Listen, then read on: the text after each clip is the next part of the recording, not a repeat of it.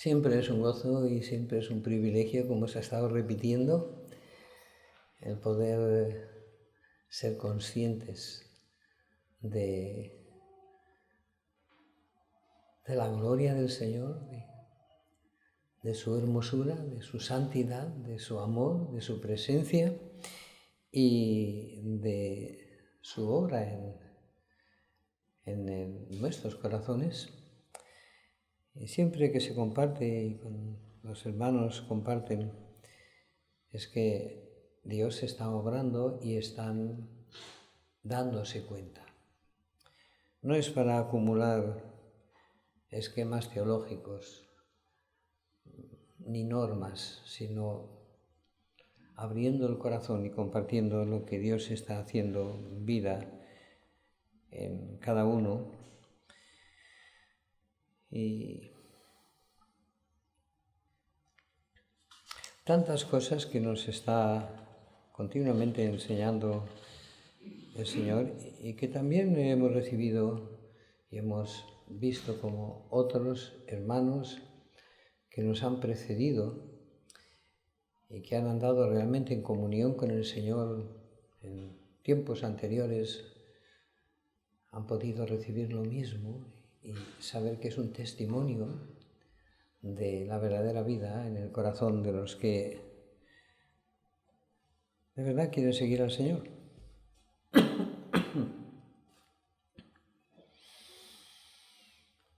Así, algo de lo que ya hemos estado viendo y como siempre el Señor nos amplía. Ninguna gratificación del intelecto, la mente, los sentimientos, las emociones, los sentidos, por plena y abundantemente que la abrace y por ajustada a mis gustos, idiosincrasia, ideales, moldes, expectativas y anhelos que se presente, ninguna gratificación de estas me da otra medida que la de la muerte. En absoluto me muestra la vida ni me acerca a esta. La crítica y la alabanza desde afuera, la autosatisfacción y la autodecepción desde dentro, soy yo. Yo, el centro sensible receptivo de valoración, juicio, aprecio, tiene que estar fuera si Cristo ha de ser mi vida, si Él ha de vivir su vida en mí. La sensibilidad y respuesta a la crítica y alabanza, la valoración de algo mío para Él, obra, entrega, devoción, agradecimiento, eficacia, obediencia, todo eso está en mí mismo, soy yo. Y el yo tiene que estar crucificado, echado, mantenido fuera de mí, para que Cristo sea mi vida y viva su vida en mí. Su amor por mí sobrepasa todo entendimiento y aún así, cuando considero esa maravillosa verdad desde mí, soy yo. Soy yo el centro, el objeto del amor de Cristo. Entiendo que yo he de estar agradecido a Él, que he de mostrarle mi agradecimiento y mi devoción y servicio. Todavía estoy en mí mismo, soy yo. Qué inimaginable el cambio cuando me hallo fuera de mí mismo, del hombre responsable de Adán y de lleno y solo en Cristo. Ningún mérito, ninguna alabanza, ninguna crítica, ningún esfuerzo de autojustificación, ninguna condenación. Cristo, no yo, es mi vida, mi única vida hoy y eternamente ante Dios. Estoy unido a Él, somos uno. El deleite del Padre en Él es su deleite en mí, pero no en mí mismo. No hay yo que inflar ni que desinflar, no hay temor de fallar, ni autosatisfacción de conseguir nada. No es el intento de agradarle yo, de mostrarle mi agradecimiento, devoción y esfuerzo. Es su vida la que me mueve a obrar en su obediencia, gozo y amor. Él es visto en mí, porque solo Él vive, piensa, siente, juzga, decide, obra, ama y habla en mí. Cristo está ahora en el trono en el cielo. Mi vida está oculta a los hombres, y aquí en la tierra estoy crucificado, muerto al mundo y el mundo a mí. Fuera del cuadro, de manera que es solo Cristo quien vive y se muestra en mí. Mi deleite es Él, el contemplar su rostro y saberme, conocerme en Él, que es conocerle a Él. Mi felicidad es que Él está cumpliendo toda su voluntad, toda la voluntad del Padre en mí, y por medio de mí, mi cuerpo y dotación es morada e instrumento suyo, no aportación, colaboración o mérito mío. Ninguna zozobra, ni ansiedad, ni condenación hay para mí. Mi total paz, descanso, confianza es que todo es Él, que todo está rendido y entregado a Él, ahora, en el futuro inmediato, en el futuro lejano y por la eternidad. Entonces, ¿por qué se me habla del galardón, de la recompensa conforme sea mi obra? Es todo regalo de su gracia, no es mío ni escoger la obra ni cuantificar el esfuerzo. Mi galardón es Él, y la recompensa será por haber andado en comunión con Él y por la obra que Él haya hecho en mí y por mí en la tierra. No por ninguna obra mía, sino por la suya. No por mi esfuerzo ni mi industria, sino por mi abandono a Él en fe, dejándole usar mi cuerpo y dotación que son suyos. Entonces, ¿yo soy pasivo? ¿No siento ni vivo nada para que Cristo obre mientras Él vive en mí? En mí mismo, por mí mismo y desde mí mismo, no. Pero mi vida es Cristo. Estoy unido a Él, soy uno con Él. Lo que Él vive, piensa, siente, responde, ama y obra, lo vivo, pienso, siento, respondo, amo y obro yo como parte de Él, en Él, al vivirlo y obrarlo Él en mí.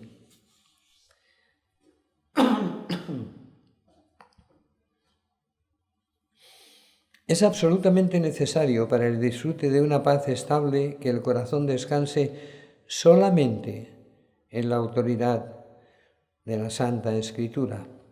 Ninguna otra cosa permanecerá. Evidencias interiores, experiencias espirituales, circunstancias confortables, sentimientos felices, todos son muy buenos, muy valiosos y muy deseables. Por supuesto, no los podemos valorar demasiado alto en su adecuado lugar, pero con toda seguridad su adecuado lugar no es el fundamento de la posición cristiana. Si miramos tales cosas como el terreno de nuestra paz, muy pronto nos volveremos nublados, inciertos y miserables.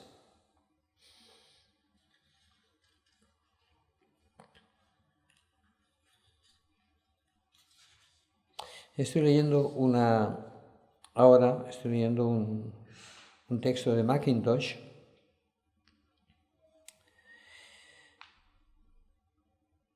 y dice: el lector no puede ser demasiado sencillo en su aprehensión de este punto. Debe descansar como un niño pequeño en el testimonio del Espíritu Santo en la palabra. Es benditamente verdadero que el que cree tiene el testimonio en sí mismo. Y otra vez, el Espíritu mismo da testimonio junto con nuestro espíritu de que somos hijos de Dios. Todo esto es esencial para el cristianismo, pero en ninguna manera esto debe ser confundido con el testimonio del Espíritu Santo, como es dado a nosotros en la Santa Escritura. El Espíritu de Dios nunca guía a cualquiera a edificar sobre su obra como el terreno de paz, sino solo sobre la obra terminada de Cristo y la incambiante palabra de Dios. Y podemos descansar seguros que cuanto más sencillamente descansemos en estos, más estable será nuestra paz y más claras nuestras evidencias y más brillantes nuestras circunstancias, más felices nuestros sentimientos, más ricas nuestras experiencias. En resumen, cuanto más miramos lejos del yo y todas sus pertenencias y descansamos en Cristo, en la clara autoridad de la Escritura, más espiritualmente pensaremos. Y el apóstol inspirado nos dice que ser espiritualmente mentales o pensar las cosas del Espíritu es vida y paz. La mejor evidencia de una mente espiritual es el reposo infantil en Cristo, su palabra. La prueba más clara de una mente no espiritual es la autoocupación. Es un pobre asunto estar traficando en nuestra evidencia o nuestra cualquier cosa. Parece como piedad, pero dirige lejos de Cristo, lejos de la Escritura, lejos de Dios, y esto no es piedad o fe o cristianismo. Esta es la cita de Mackintosh.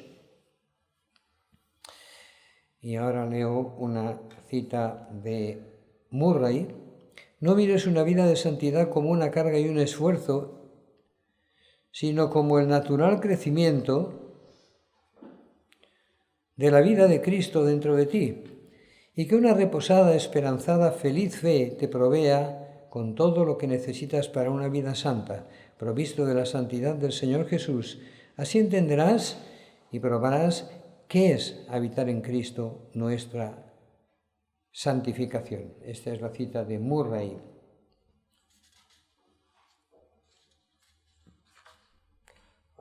Tengo otra cita aquí de Chapman, que dice: a veces Dios nos envía una estación invernal para que podamos llevar fruto veraniego de la mejor manera. Es la manera del Señor trabajar por una temporada como si fuera bajo tierra, y como la semilla que muere en la tierra mediante morir viene a la vida, así parecerá que Dios corta la esperanza del fruto de nuestra labor, aun cuando nos hemos humillado bajo su mano y Él ha asegurado la gloria para Él mismo. Él pondrá su poder y traerá a la vida nuestras esperanzas enterradas. Puede haber mucha comunión con Dios cuando no hay sino un pequeño consuelo en el alma y mucha fructificación cuando no hay más que un pequeño gozo y alegría.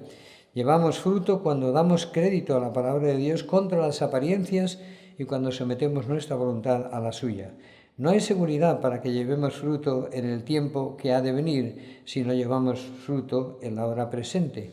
Cuán a menudo fracasamos y nos descarriamos hacia el final de una prueba de paciencia. No esperes hacer grandes progresos de golpe o que la santificación sea obrada en un día. Nunca se puede decir que nosotros que hemos dejado nuestra utilidad, a menos que hayamos dejado nuestra espiritualidad.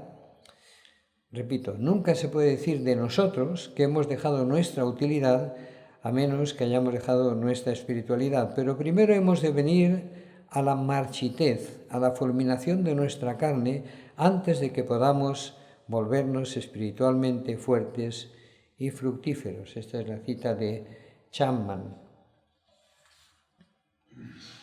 Bueno, hay tantas citas que hemos compartido.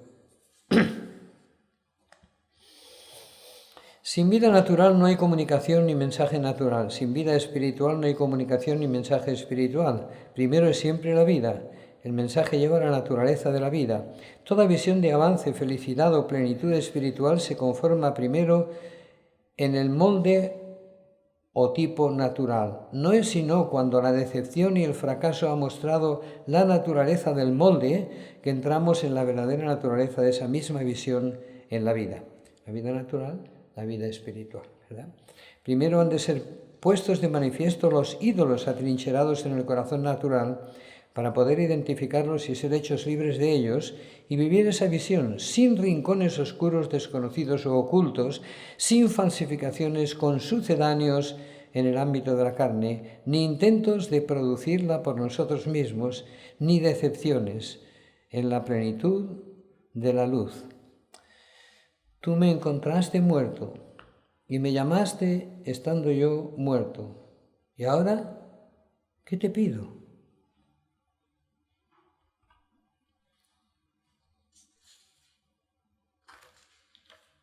Todo esto lo hemos estado ya viendo.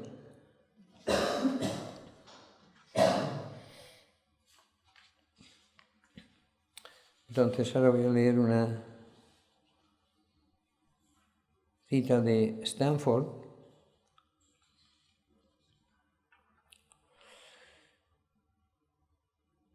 Mucha de su preparación, la preparación del Señor en nuestras vidas, consiste en establecer este forcejeo. Nuestro ver el yo como es, y luego intentar librarnos de su poder e influencia malignos, porque no hay esperanza de consistente habitar en el Señor Jesús mientras estemos bajo el dominio de la yo vida en la que no mora el bien. En la infancia no somos capaces de habitar continuamente en su presencia sin hacer caso de lo que nos rodea y de aquello que estamos haciendo. Ni cuando le servimos con celo intermitente, nuestra propia alma crece y prospera. Tampoco cuando somos indiferentes somos regados desde la presencia del Señor. Es después de que hemos sido sometidos, refinados y castigados, cuando el amor a uno mismo y al mundo se ha ido, que aprendemos a permanecer en contacto con Él en todo tiempo y en todo lugar o circunstancias. El valor de los esfuerzos para librarnos nosotros mismos de la vieja vida Adán y los igualmente infructuosos esfuerzos para experimentar la nueva vida, la vida de Cristo, es el de darnos cuenta finalmente de que ellos son totalmente fútiles. Nuestro personal fallo quebrantador de corazón en cada fase de nuestra vida cristiana es la preparación de nuestro Padre para su éxito en nuestro favor. Después de que hemos visto nuestras posesiones en Cristo y nos hemos dado cuenta de nuestra necesidad, entonces debemos darle a Él el tiempo necesario para obrar la apropiación en nuestro andar diario. Si estamos buscando que nuestras necesidades sean satisfechas en nuestra próxima cita, en el próximo libro devocional, en la próxima serie de reuniones especiales, en el próximo esperado avivamiento, entonces la realidad nunca llegará. En este asunto de desarrollo cristiano no hay atajo, no hay camino rápido y fácil. El esposo edifica en el creyente lo que él pretende ministrar a otros a través de él. Para ministrar vida a otros, lo que uno hace y dice debe fluir de lo que él es. ¿Cuántas veces lo hemos estado y nos ha estado hablando el Señor de estas cosas, verdad? Por cuanto agradó al Padre que en Él, en Cristo Jesús, habitase toda plenitud, porque somos hechos participantes de Cristo, para que seáis llenos de toda la plenitud de Dios. Vuestra vida está escondida con Cristo en Dios, para que también la vida de Cristo Jesús se manifieste en nuestra carne mortal. Está citando Colosenses 1:19, Hebreos 3:14, Efesios 3:19, Colosenses 3:3, 2 Corintios 4:11. Cuán a menudo simplemente admiramos y hablamos acerca de las verdades que el Espíritu Santo nos revela en su palabra, mientras que su primordial propósito al dárnoslas es que podamos ponernos sobre ellas en fe, esperando confiadamente a que Él las haga parte integral de nuestra vida. Un profeta es uno que tiene una historia, uno que ha sido tratado por Dios, uno que ha experimentado el trabajo formativo del Espíritu. A veces nos preguntan algunos futuros predicadores ¿cuántos días deben emplear en la preparación de un sermón? La respuesta es por lo menos 10 años y probablemente cerca de 20, porque el predicador importa a Dios por lo menos tanto como lo que predica. Dios escoge como sus profetas aquellos en los que Él ya ha obrado lo que pretende usar como su mensaje para hoy. Qué bonito, ¿verdad? Saber que esto es así y también que hay hermanos que lo han recibido del Señor y lo han visto, ¿verdad?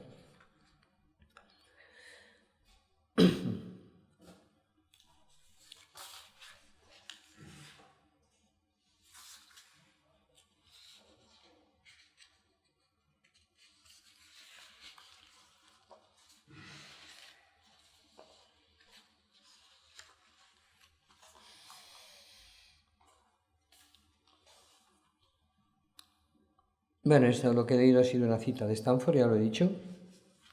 La palabra dice, la voluntad, el hacer tu voluntad, Dios mío, me ha agradado. He aquí que vengo, Dios, para hacer tu voluntad. Es palabras del Señor Jesús. He descendido del cielo no para hacer mi voluntad, sino la voluntad del Padre que me envió. Mi comida es que haga la voluntad del que me envió y que acabe su obra. Las palabras que os hablo no las hablo desde mí mismo. Nada hago desde mí mismo. No me ha dejado solo el Padre, porque yo hago siempre lo que le agrada. No se haga mi voluntad, sino la tuya. Reconocemos todo esto, son palabras del Señor Jesús en su tiempo en la tierra, y la última es ya en Getsemaní, a punto de ser entregado. Así que recibir con los brazos, las manos y el corazón abiertos la entera circunstancia en la que me hallo, excepto el pecado, El tiempo, la dotación, la salud, la economía, las relaciones, la compañía, el éxito o el fracaso, recibirlo todo como la ordenación de mi Señor con total confianza, sin análisis, ni retoques, ni peros, ni decepciones, ni intentos de corregir, redirigir o mejorar nada ni a nadie. Esto establece su omnipotencia, su soberanía, su infinita inteligencia, su bondad, su propósito y su fidelidad para conmigo. Es total confianza. De otro lado, no desear nada en absoluto para mí, ni aprovechar la circunstancia o la dirección para llenar de paso por el camino algún deseo particular, ningún secreto anhelo no conseguido, ni configurar ningún molde o ideal, entre comillas, cristiano, ni nada fuera de su clara y expresada voluntad conforme a su palabra en el trazado de mi circunstancia y en la íntima guía del Espíritu Santo. Eso es satisfacción total. Lo que hemos leído antes es total confianza.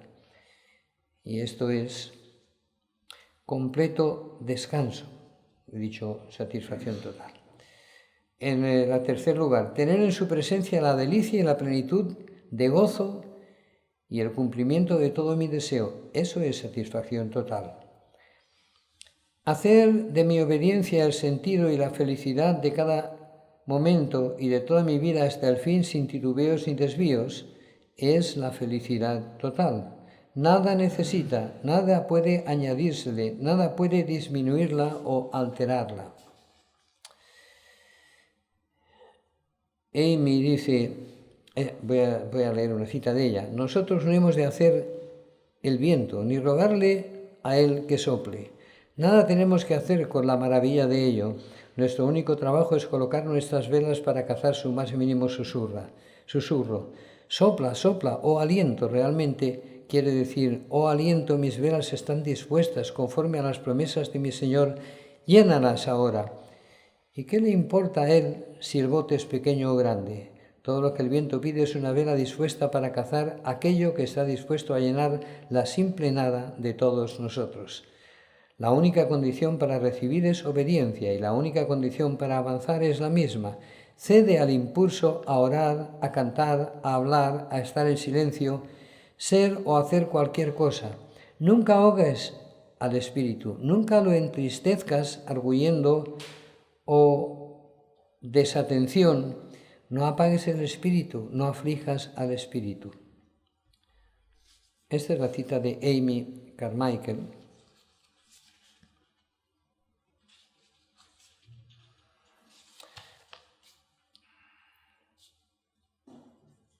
Y sigo leyendo algunas citas porque es que es tan hermoso poder recibir de los que ya han andado y han vivido estas cosas, por supuesto.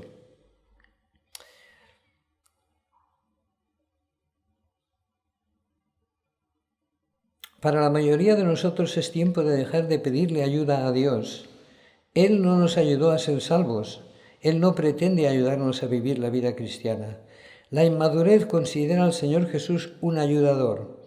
La madurez le conoce como la misma vida. Conant escribió, vivir la vida cristiana no es nuestro estar viviendo con la ayuda de Cristo, es Cristo viviendo su vida en nosotros. Por lo tanto, esa porción de nuestras vidas que no es su vida, no es vida cristiana. Y esa porción de nuestro servicio que no es su obra, no es servicio cristiano, porque toda vida y servicio semejante solo tiene una fuente humana y natural, y la vida y servicio cristiano tiene una fuente sobrenatural y espiritual. Pablo insistió, para mí el vivir es Cristo y todo lo puedo en Cristo.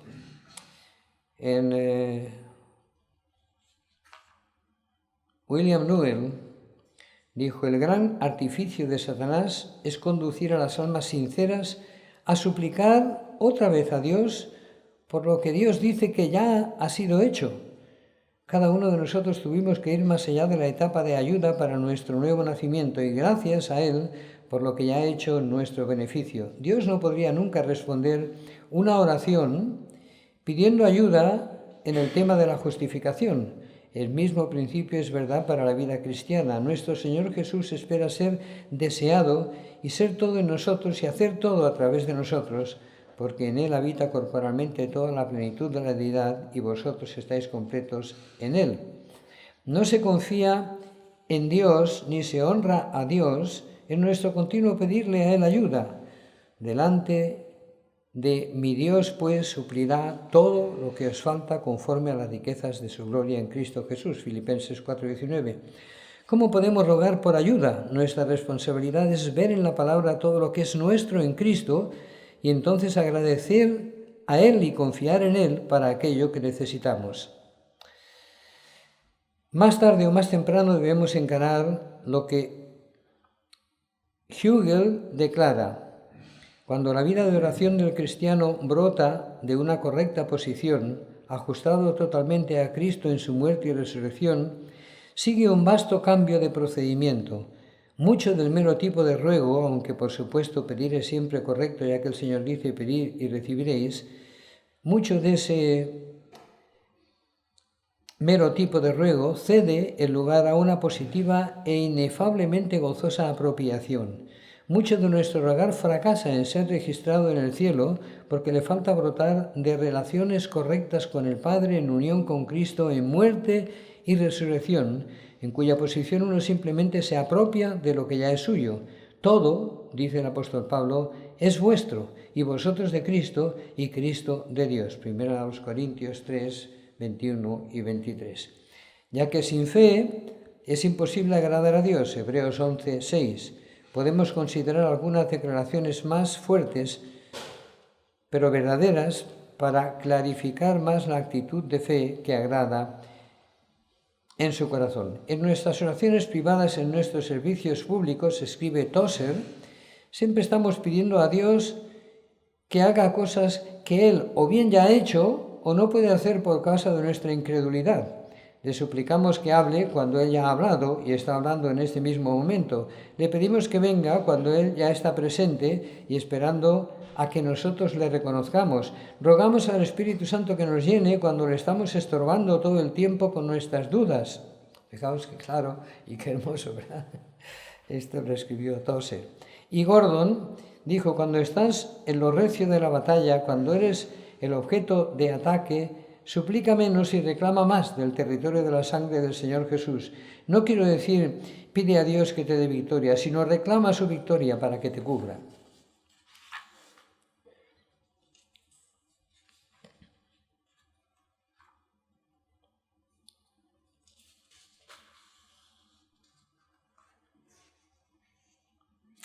Bueno, hay tantas cosas y tan bonitas, ¿verdad?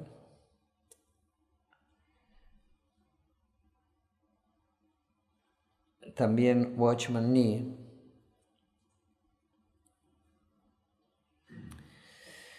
y dice: el camino de Dios hacia la liberación es enteramente diferente al camino del hombre. El camino del hombre es tratar de suprimir el pecado mediante buscar vencerlo.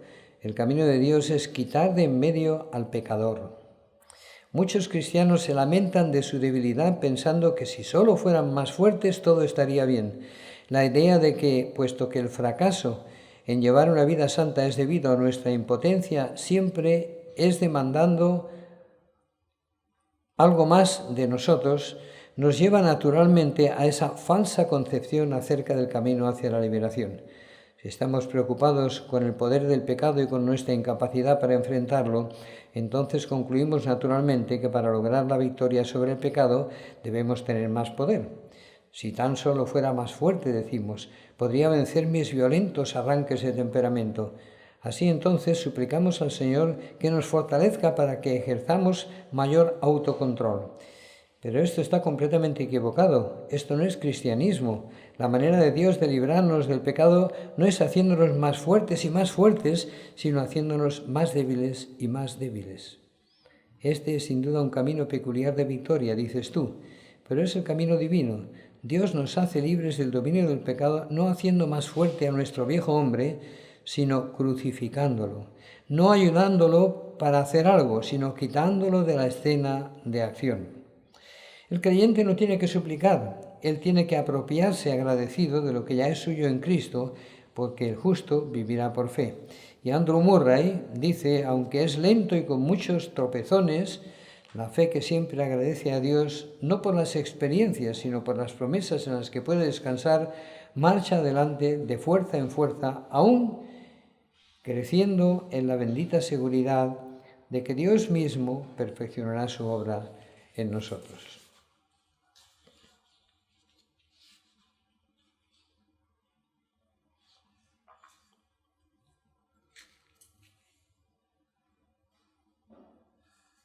Leo otras citas porque es muy, muy hermoso todo esto que el Señor nos hace llegar. Cada uno de nosotros debe ser cultivado completamente antes que Él pueda cultivar eficazmente a otros a través de nosotros. No es que no vaya a haber servicio para nosotros hasta que seamos maduros espiritualmente, sino que la mayor parte de nuestro servicio en el camino a la madurez es para nuestro propio desarrollo y no tanto para los otros. Al principio el creyente que crece piensa y le gustaría que otros sintieran que todo su servicio es eficaz, pero con el tiempo se da cuenta de que el Señor no está haciendo tanto a través de él como lo hace en él. Nuestro Señor siempre se concentra en la necesidad más grande. Dado que la obra de Dios es esencialmente espiritual, ella demanda gente espiritual para hacerla, y la medida de su espiritualidad determinará la medida de su valor para el Señor. Porque esto es así, en la mente de Dios el siervo es más que la obra. Si vamos a venir realmente a las manos de Dios para su propósito, entonces tendremos que ser tratados por Él de una forma tal que nuestra medida espiritual sea incrementada continuamente. La base del comienzo y crecimiento de nuestro servicio a Dios no es nuestro interés en la obra cristiana, nuestras energías, entusiasmo, ambiciones o habilidades, tampoco nuestra calidad académica o cualquier cosa en nosotros mismos, sino sencillamente nuestra vida espiritual. Incluso la obra, cuando estamos en ella, es usada por Él para incrementar nuestra medida espiritual. Esto es un texto anónimo, no tiene registrado el autor.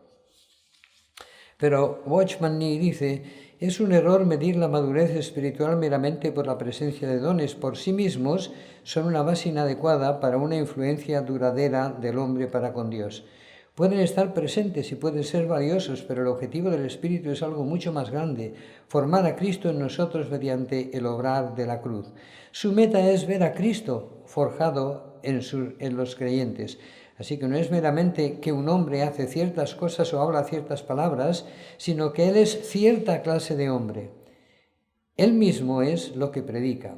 Demasiados quieren predicar sin ser ellos mismos lo que predican, pero a la larga es lo que somos y no simplemente lo que hacemos o decimos lo que importa con Dios. Y la diferencia radica en la formación de Cristo dentro. Qué hermoso, ¿verdad? Esta cita de Watchman Nee. Y es todo lo que nos está hablando el Señor tanto tiempo y tantas veces, ¿verdad?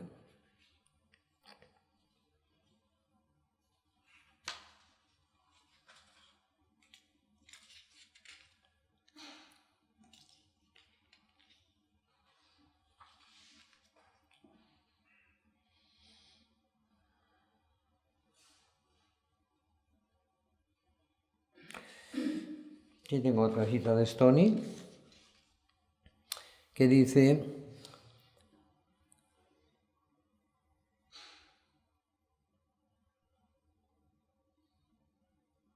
no somos salvos para servir, somos madurados para servir. Solo en la medida en que ese cultivo revela al yo como lo que es, estamos en posición para ayudar a otros en el cultivo. Descubrimos a todos los demás al descubrirnos primero a nosotros mismos. Como el agua al rostro corresponde al rostro, así el corazón del hombre al hombre, como dicen Proverbios 27 y 19.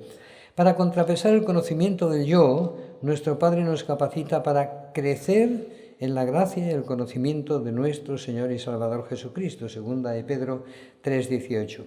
Esto no solo es verdad respecto al servicio en general, sino también respecto a nuestro ministerio de intercesión. Más que cualquier otra cosa, el servicio de orar por otros requiere un entendimiento triuno de nuestro Padre, de nosotros mismos y de otros.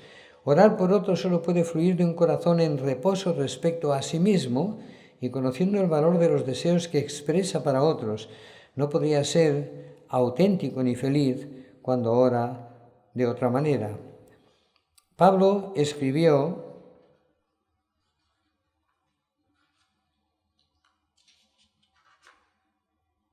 esta cita es de Stoney: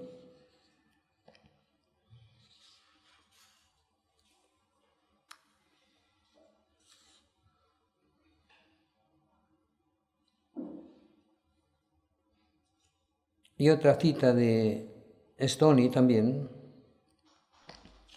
Bueno, sigo porque es lo mismo también. Dice: tantos de nosotros, después de haber entrado en algunas de las más profundas realidades de nuestro Señor, buscamos inmediatamente tirar de o empujar a otros hacia ese maravilloso progreso. Y luego nos preguntamos por qué son tan lentos en aprender y aparentemente apáticos en su entendimiento e interés. Tan fácilmente olvidamos los muchos años que nos tomó y los caminos desérticos que el Señor tuvo que atravesar con nosotros para traernos cruzando el Jordán y a Canaán. Moisés tuvo toda la sabiduría de los egipcios y aún su idea de liberar a Israel fue matar a un egipcio. Él tuvo que ser entrenado en los caminos de Dios estando 40 años en Madián, y cuando fue enviado de vuelta a Egipto, Dios le dijo que no se preocupara por Israel, ve directo a Faraón, la causa de sus cadenas. Dios no entrenó a Israel al principio, sino a un líder para que guiara a Israel. Dios busca conseguir líderes entrenados en el conocimiento de sus caminos. En la medida en que aprendamos cómo nuestro Padre ha tenido que tratarnos a través de los años, entenderemos cómo quiere Él que compartamos con otros. Debemos ser cultivados para ser cultivadores. Ahora, T. Lewis dice: es perjudicial para un creyente estar forzando a otro hacia una bendición para la cual esa alma no puede estar preparada. El avance forzado realmente da al enemigo una oportunidad para inducir al error, ya que aquellos que tratan de apurar empujando a otros no pueden permanecer solos ni sobrellevar las pruebas de sus posiciones asumidas. Esta es la cita que cita a Stoney, la cita de Penn Lewis. Ahora Stoney sigue: entonces también en todo nuestro servicio existe el motivo apropiado para ser del todo considerados. La obra debería ser estimada menos en cuanto a sus resultados inmediatos o en cómo puede afectar a tal o cual persona. La gran pregunta es: ¿será aceptable a él cuando sea cuidadosamente examinada en su presencia? Y esa aceptabilidad para él es mi recompensa. Por tanto, procuramos también, o ausentes o presentes, serle aceptables, 2 Corintios 5:9. Uno no va a trabajar con el suficiente gozo y en la fuerza de quien sale de su hogar para correr su carrera. Muchos parecen dejarse caer porque no hay uvas y no están contentos a menos de que estén haciendo algo. Hacer es correcto en sí mismo, pero el orden debe ser desde la felicidad al trabajo, no trabajar para ser feliz. Yo creo que esto es algo tan claro y tan evidente, ¿verdad? Es desde el círculo interior, la colmena, el corazón, donde Cristo reina, la única zona verde, el recinto afectuoso, el santuario, que uno ha de salir a trabajar. La calidad del trabajo de alguno depende de la naturaleza de su reposo, y el reposo debe ser como el suyo, el de Cristo mismo, conocido y disfrutado con Él. No tenemos sino pequeñas ideas de cuánto nuestro exterior lleva el color de nuestro interior. Y si nuestro interior no está descansado, no puede haber servicio que imparta descanso, por mucho que pueda ser intentado. Esta es la cita de Stoney. Y un postdata dice: la prueba más grande de nuestro amor por Cristo es que cuidamos de aquellos que le pertenecen. Si me amas, apacienta mis ovejas. Bueno, sí, todas estas lecturas han estado también hablando a mi corazón, porque es lo que el Señor nos viene enseñando por tanto tiempo, ¿verdad? Todo el mensaje que comunicamos es sé como yo. No podemos dar nada que no sea ya vida en nosotros, y no podemos tener nada que hayamos elaborado nosotros como la vida, sino cuando lo hemos perdido todo y Cristo es nuestra vida. Entonces, desde la vida que es Cristo es cuando podemos dar el mensaje que otros reciban y que sea vida para ellos al verlo en nosotros. Y solamente así. Eso lleva tiempo. Es un tiempo maravilloso de labor del Señor, ¿verdad? En cada uno de sus hijos, porque su propósito es maravilloso y completo, hasta que Cristo sea todo en todos, hasta conformarnos totalmente a Cristo. Nuestra vida con Él tiene que ser en total conformidad a Él, de manera que Él sea toda nuestra vida, por la eternidad. Y esa es nuestra libertad, nuestro gozo, participar de Él, de su mismo corazón, de su mismo sentir, de su misma hermosura, de su mismo amor, y también estar con Él en su trono. Es lo que Dios ya ha hecho para con nosotros. Por eso algunos hermanos, como estos que hemos estado citando, dicen, no le pidas a Dios que te dé lo que Él ya ha hecho, solo créelo. Cuando lo crees ya lo tienes. ¿Cuántos se esfuerzan en conseguir? Y ese esfuerzo, ¿qué es lo que están haciendo? Están simplemente fortaleciendo el amor propio. Yo hago esto, yo he hecho aquello, yo me he esforzado, yo he puesto voluntad, yo he dedicado tiempo, yo he estudiado. Es yo. Cuando uno se mira y ve a ese yo en la cruz, crucificado juntamente con Cristo, entonces uno aprende tantas cosas. Y descansa, está libre. Si el Hijo se verdad seréis verdaderamente libres.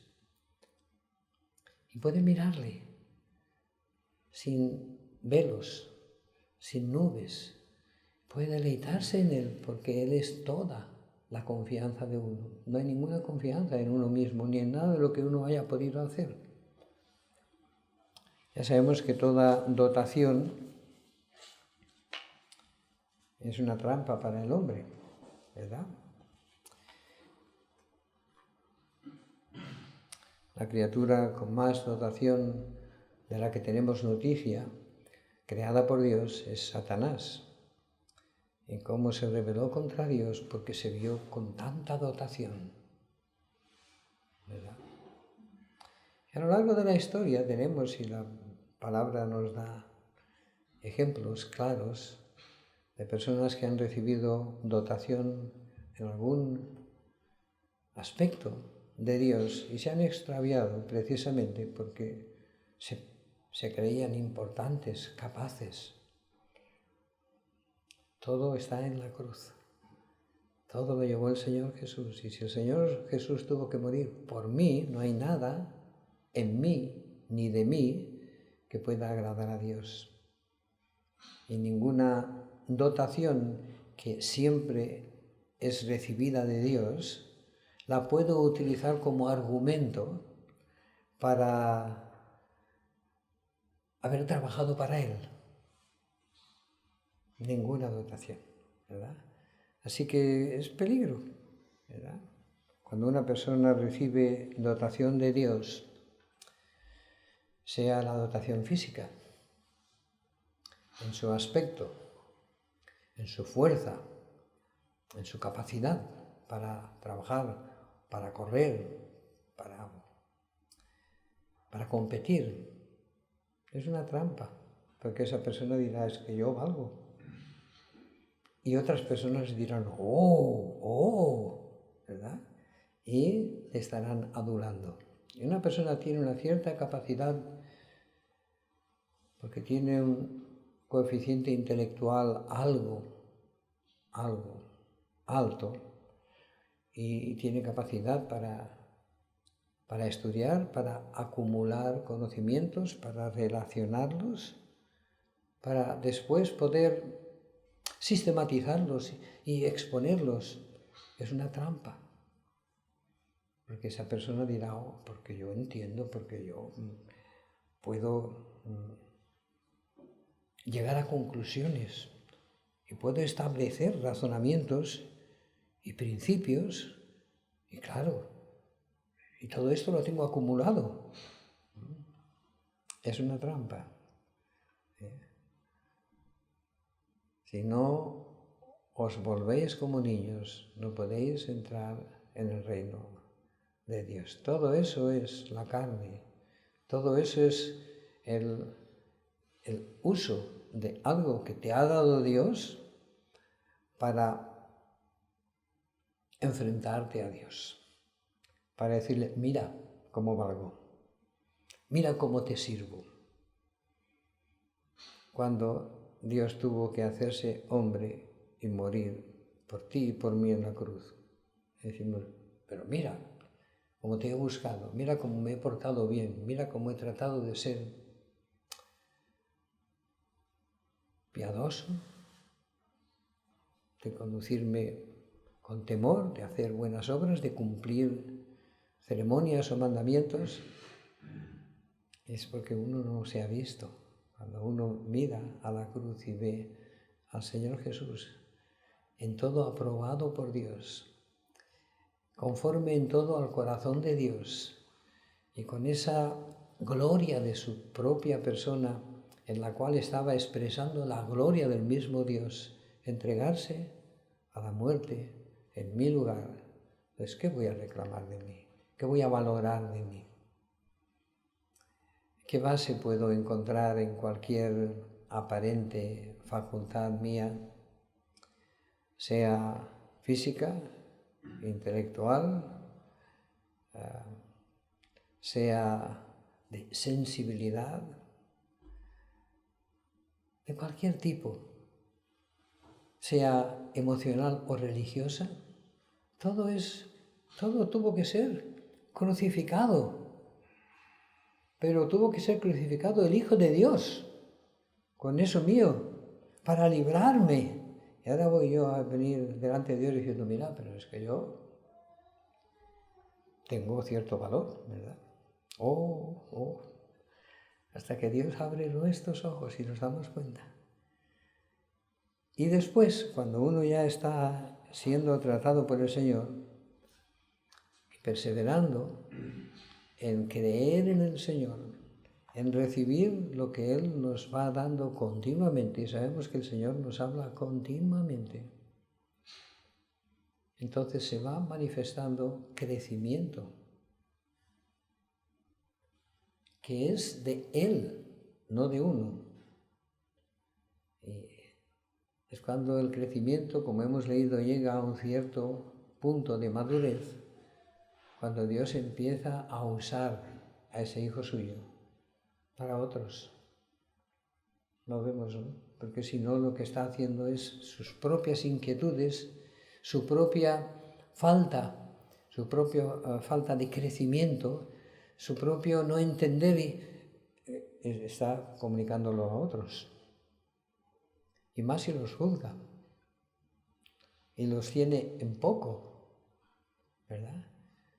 Cuando Dios madura hasta un cierto nivel a un hijo suyo, entonces empieza a usar a ese hijo suyo, como hemos leído, para otros. Mientras tanto, Dios está usando todo lo que vive ese hijo para ese hijo, para que crezca y madure, para poderlo usar de verdad. Vemos, ¿no? Es algo tan precioso poder ver la mano de Dios en nuestras vidas, en cada momento, en cada sentir, en cada hablar, en cada entender, en cada pensar, hasta que poco a poco va siendo perfilado lo que realmente somos en nosotros mismos, el yo. Y cuando ya está totalmente identificado por la luz del Espíritu Santo y de la Palabra de Dios, entonces uno está en esa condición de rechazarlo por completo, en obediencia a Dios. Y entonces quedarse vacío, mirando al Señor. Entonces el Señor empieza a usarlo para otras almas, ¿verdad? Es algo tan maravilloso. Y como también tantas veces nos ha dicho el Señor, y como hemos leído también en el testimonio de estos hermanos, es lo que uno es lo que puede dar.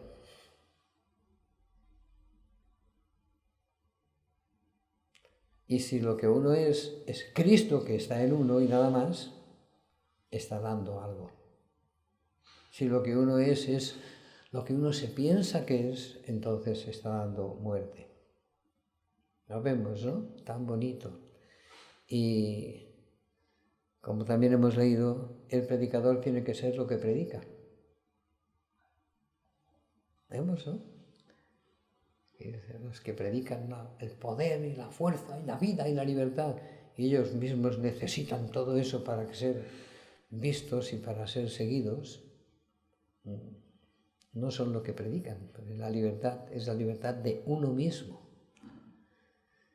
Y el poder es Cristo, obrando como Él es, de esa manera dulce, maravillosa, humilde, pero firme en el corazón de las personas, ¿verdad? Y transformándolas a su misma imagen. Así que gracias al Señor siempre gracias por Él, por su palabra, gracias por todo lo que se comparte y gracias por los hermanos que han compartido lo que realmente han vivido años siendo tratados por el Señor y han querido dejárnoslo también escrito para que tengamos esas luces y no nos dejemos desviar por apariencias de grandeza, de poder, de los hombres, de capacidad. No hay nada más que Cristo. Es cuando Cristo es visto en una persona, cuando Él está obrando. Y cuando Él está obrando, como hemos visto esta mañana, sus ovejas oyen su voz y le reconocen y le siguen. Y el Señor las toma en su mano y nadie las puede arrebatar de su mano. Pero no siguen al extraño, porque no conocen la voz del extraño. Vemos, ¿no? Algunos están llamando al poder, a la fuerza, a la victoria, y les miras y no ves esa victoria, ni ese poder, ni esa fuerza, porque el poder y la fuerza es morir hacia abajo y dejar que se manifieste el Señor. Entonces, como no puede ser visto el Señor, si uno es oveja del Señor, dice, no, yo no sigo esta voz, no la reconozco. Pero cuando uno es oveja del Señor y cuando uno ve al Señor en lo que se expone, entonces dije, yo sigo, es mi Señor, Él me conoce, me está viendo, me doy cuenta, nadie me ha hablado así. Vemos, ¿no? Yo fui a muchos sitios y me decían, tú eres estupendo, tú tienes un porvenir, puedes vencer, tú tienes que tener confianza en ti mismo porque Dios te ama y te bendice. Y yo decía, pues no sé, tanto. Hasta que de pronto oí una voz que me decía, tú eres un pecador, todo lo que hay en ti es falso, es mentira, es muerte, no tienes paz, no tienes felicidad, todo lo que dices es solo para aparentar, para mantener un teatro, eres un hipócrita, estás en muerte, necesitas la vida. Este me conoce. Eso es lo que yo he estado viviendo. Y entonces, ahora voy a seguirle, porque Él se ha mostrado que es mi pastor, porque me conoce. Lo vemos, ¿no?